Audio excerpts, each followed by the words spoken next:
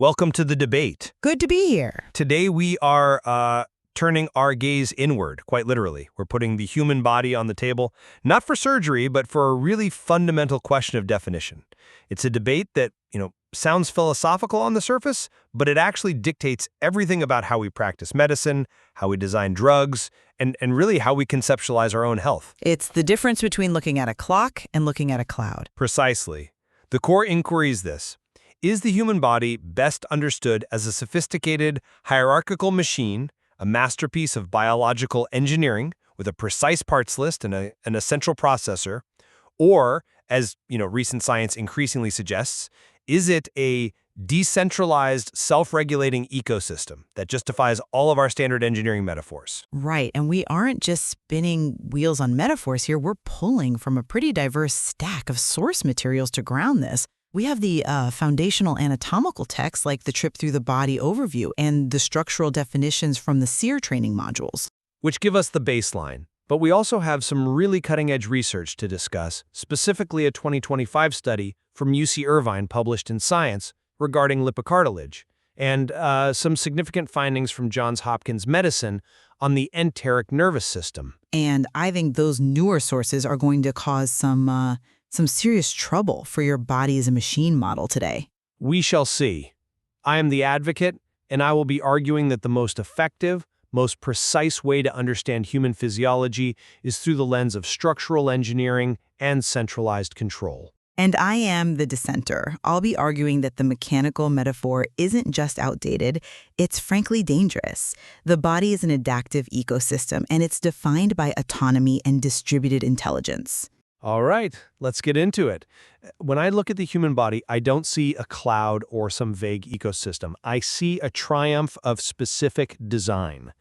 If you look at the educational material from DK, specifically the section on body mechanics, the comparisons are explicit and, honestly, undeniable. The brain is compared to a computer that outstrips any silicon rival in problem solving. The eyes are described as video cameras with superior focus. The digestive system is a food processor. These aren't just poetic flourishes, they're functional descriptions. But they're metaphors that limit our understanding. I mean, they're heuristics for children, aren't they? They're metaphors that work because the function is identical. Consider the hierarchy established in the SEER training modules. This is how we train doctors. We don't tell them to, vibe with the body. We teach them structure. We start with the cell, the simplest unit. These organize into tissues. Tissues organize into organs. And organs are arranged into 10 major systems: skeletal, muscular, nervous, and so on. It is a perfect top-down organizational chart. Okay, but hierarchy exists in nature. A forest has a canopy and an undergrowth, but it isn't a machine. But a forest doesn't have a standardized parts list. The DK text is very specific here. We have 206 bones. We have 640 muscles, 32 teeth, 2 lungs, 1 heart, 10 pints of blood. When you have a parts list that precise, that consistent across billions of human beings, you are looking at a manufactured design. You are looking at a machine.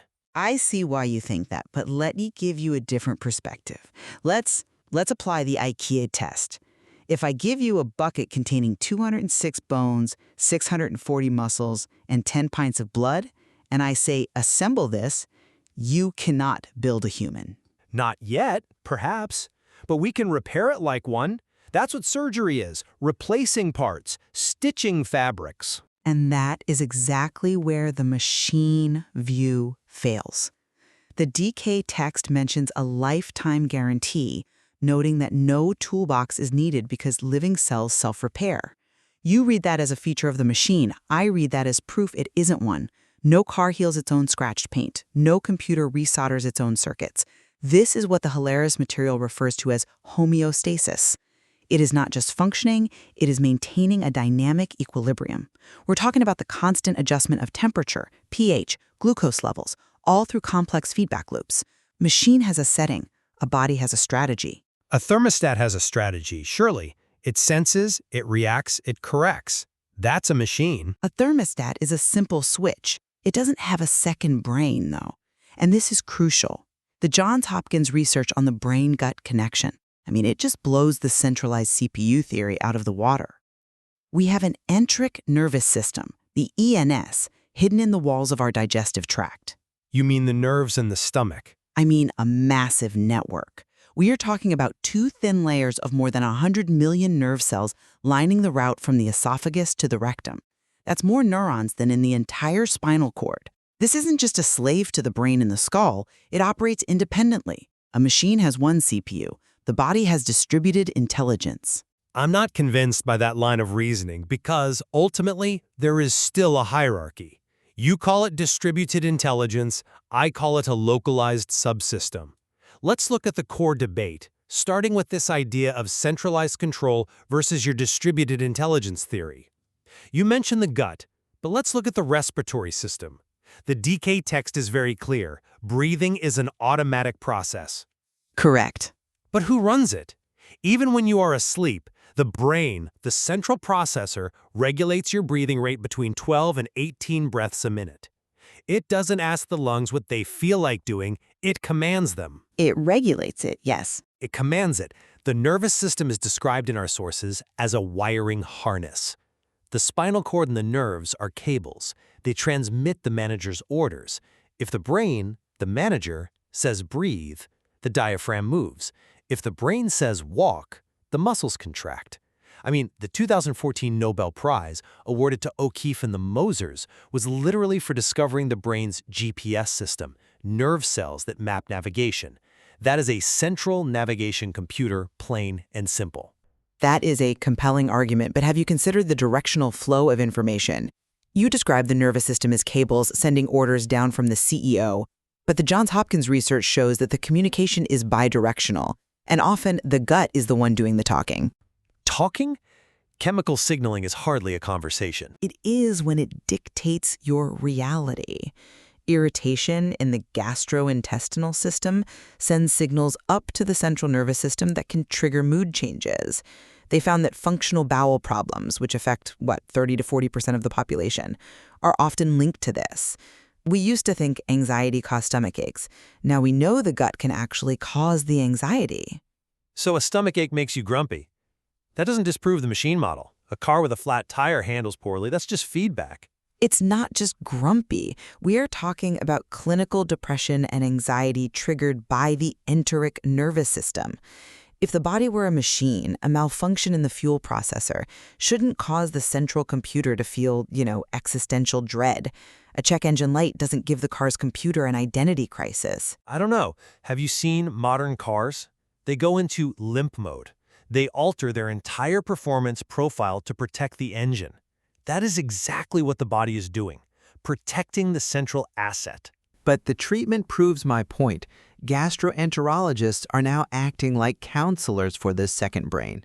They are prescribing antidepressants and cognitive behavioral therapy not for the head, but to calm the nerve cells in the gut. That is not mechanical repair. That is ecosystem management. You're treating a complex emotional feedback loop, not replacing a spark plug. I would argue that using antidepressants to target specific nerve cells is exactly like tuning an engine. You're adjusting the chemical inputs to achieve the desired mechanical output. You're just tweaking the air-fuel mixture. But let's shift gears to the material itself. You mentioned earlier that I view the body as parts. I do. And I think the history of medicine backs me up. Go on. Look at the skeletal system. It is a frame. Bones are levers, joints are hinges. Cartilage is a shock absorber. When Röntgen discovered X-rays in 1895, as detailed in the DK text, he allowed us to finally see these hard mechanical parts inside the soft tissue. Or look at the heart.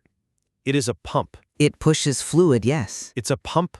It has chambers, atria, and ventricles. It has valves, literally described as flappy heart valves, that close to stop backflow. Its sole function is hydraulic, moving 10 pints of blood through 60,000 miles of vessels.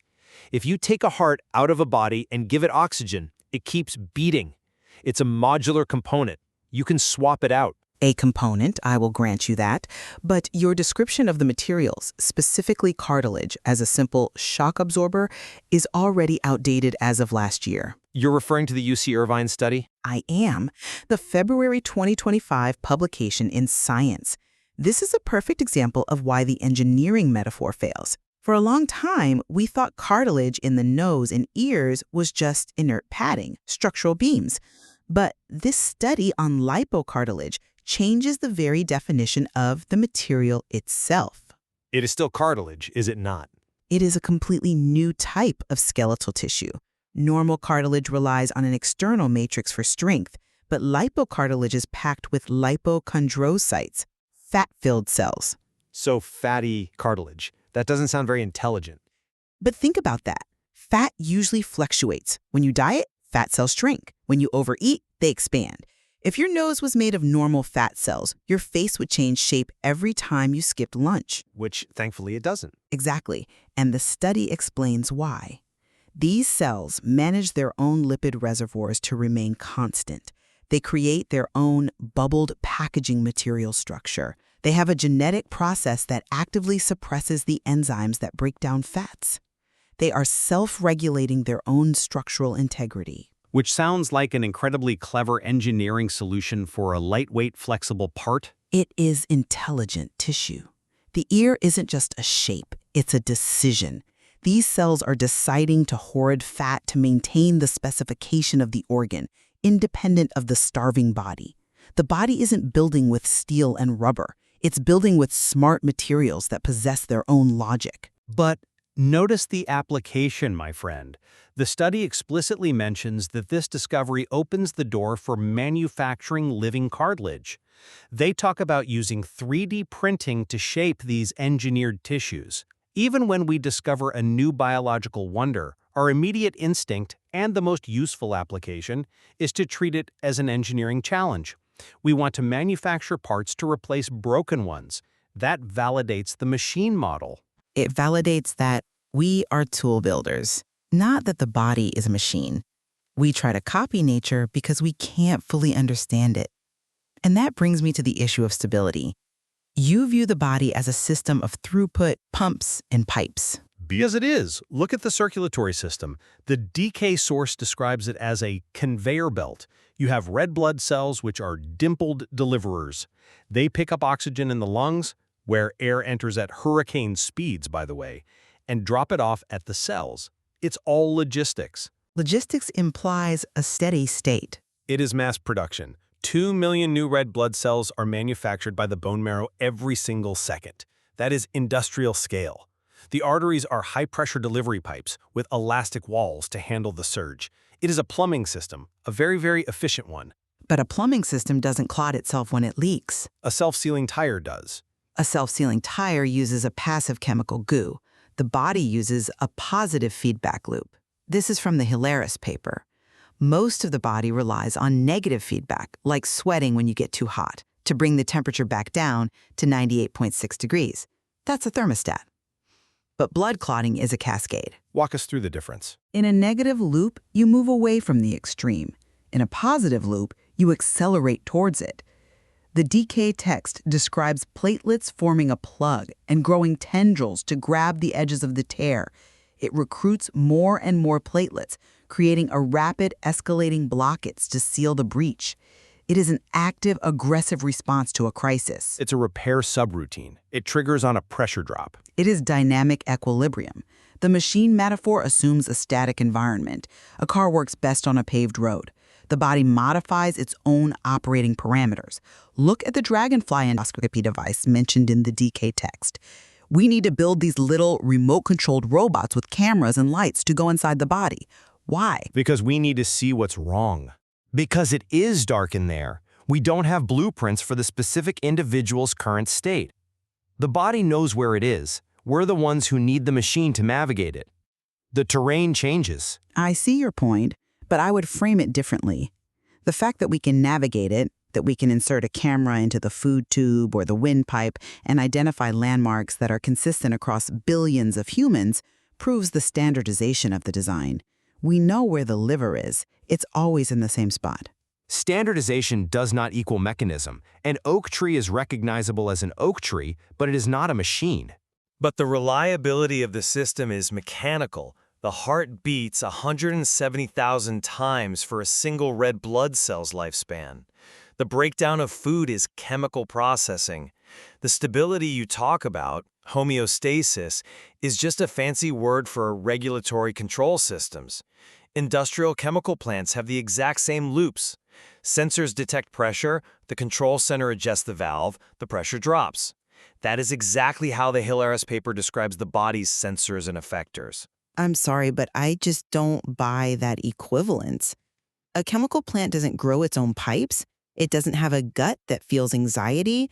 It doesn't have tissue like lipocartilage that decides autonomously to hoard fats to maintain the shape of an ear, regardless of whether the factory is starving.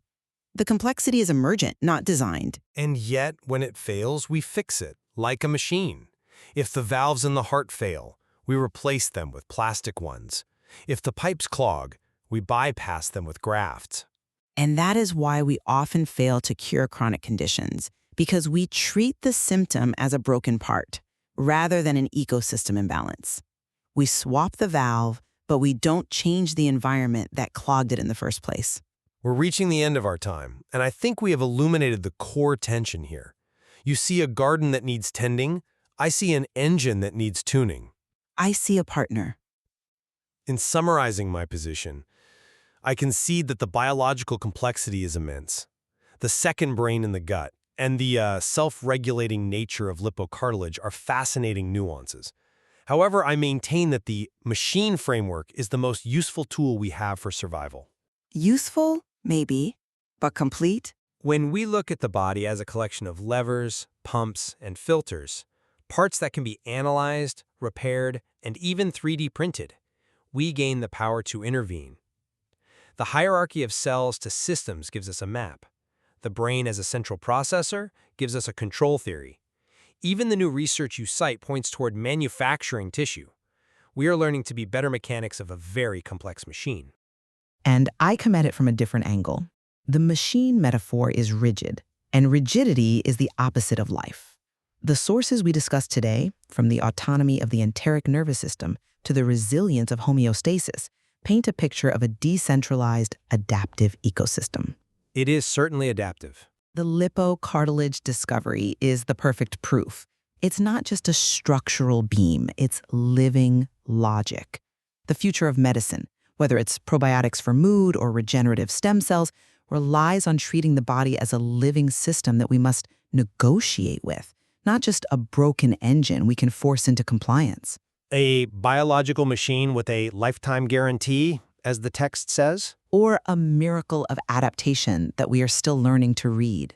We encourage you, our listeners, to look at your own hand. Flex your fingers. Are you watching a series of pulleys and levers execute a command from your central processor? Or are you witnessing a colony of billions of cells working in perfect silent cooperation? That is for you to decide. Thank you for joining the debate.